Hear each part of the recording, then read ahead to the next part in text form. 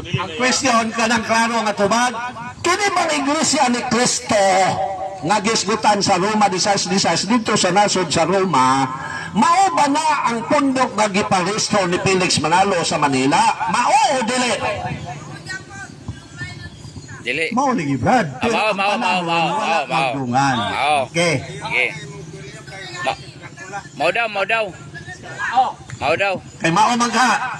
Kano sa ama ni may abot sa Pilipinas aron mabautismuhan si Felix Manalo? Uy. Sa kasaysayan bad to 1914 na risto ay Iglesia ni Cristo. Muna mo. Ang pangutana karon sana. Karon, ang question ba, unsang tuiga ni miabot sa Pilipinas aron mabautismuhan si Felix Manalo? Wa na ko mangutana unsang tuiga niya giparehistro? Unsang tuiga miabot sa Pilipinas Tubag na natira ba siya?